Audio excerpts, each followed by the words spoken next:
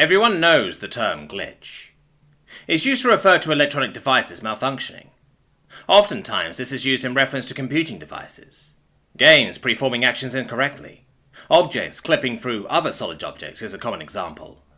AI glitch, they give incorrect answers based on a glitch in their processing.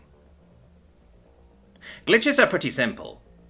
There are two primary reasons that they occur. Either the machine performing the process is given more input than it can process, causing incorrect processing. Or it is given an impossible question that it must answer. Oftentimes, a glitch isn't as much one or the other, but a combination of both of these factors. But what happens when both of these factors comes together in a real-world situation? An impossible scenario that must be played out, and far more input than could ever be considered reasonable? The answer to that is simple. It glitches. It doesn't necessarily glitch in the way that you might expect. You see, reality is not capable of breaking its own laws, like a program that is given too much data, or an impossible situation would. Reality doesn't just crash, but it still has to find an output for its input. The way it does that is quite fascinating. There are many loopholes in reality as we know it. Just a few rotations ago, our foremost scientists were arguing over these loopholes with quite the fervour. It all started when a student's computer simulations went terribly wrong. The student had programmed the device to perform a simulation on a Category 3 danger rating 7 death world. Life in such an extreme environment should, by all accounts, be impossible.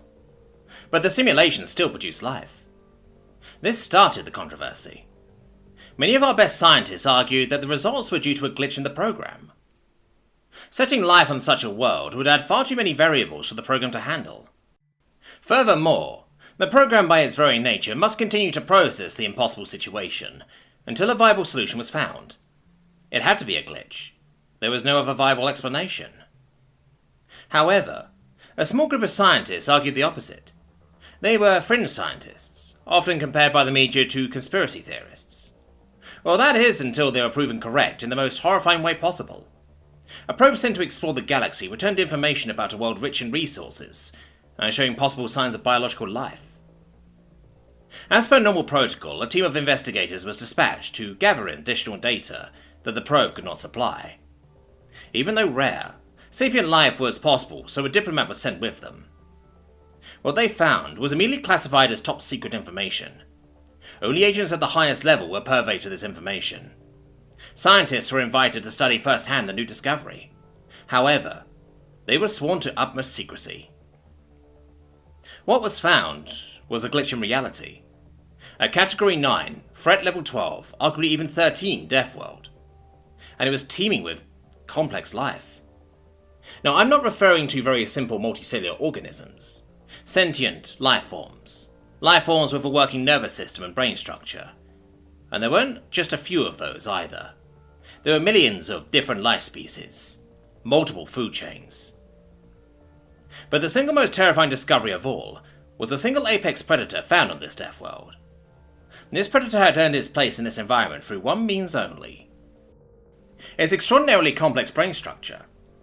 Its brain structure gave it a high level of sapience, so much so that it was not only capable of driving to extinction all of its major competitors, but allowed it to leave its planet. The task of leaving the planet alone was enormous, considering the gravitational pull of this world was 4 times greater than galactic standard. Immediately, we began to study the species, and were completely blown out of the water. Almost every aspect of their being far surpassed what was possible for biological life. Their evolution had exploited every loophole that it could find in the laws of nature, in order to produce the perfect apex predator. It had to. There was no way that any species could even survive on this planet if it hadn't taken advantage of every loophole that nature allowed. Their physical makeup incorporated numerous features that we didn't even discover possible until thousands of years after we left the gravity of our own home world. Muscle fiber twisted around itself to produce far more strength. An adaptive neural network that processed entirely new information on the fly. They did not have to stop and allow their brains time to process new information.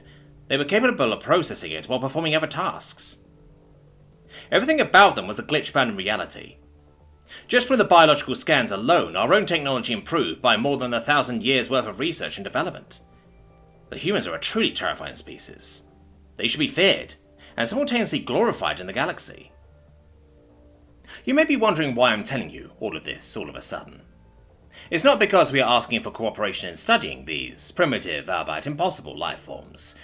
It's because we wish to welcome them with open arms to the Galactic Union. Now I know what you may be thinking. It would be dangerous just to release this information to the general public, let alone welcome this species to the Galactic Union. I understand that you may want to deny my request, and you merely set out to exterminate this species as quickly as possible. However, I would like to inform you of one final minor fact. The humans' most prominent and glitch feature is their adaptability.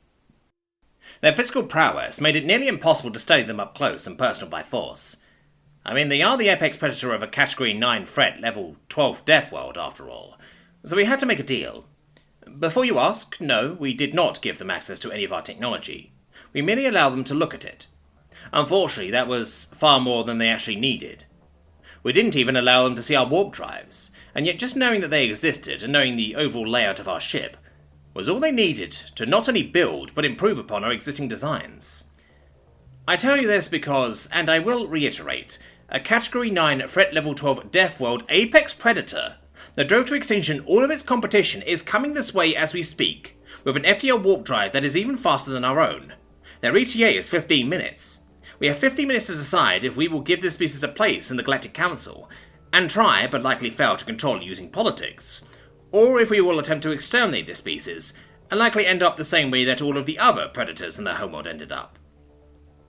Personally, I would prefer to be domesticated by them than to be driven to extinction by them, but that's just my opinion. What? They're here already? Sorry, men, it seems our time is up. We have now to make up our minds.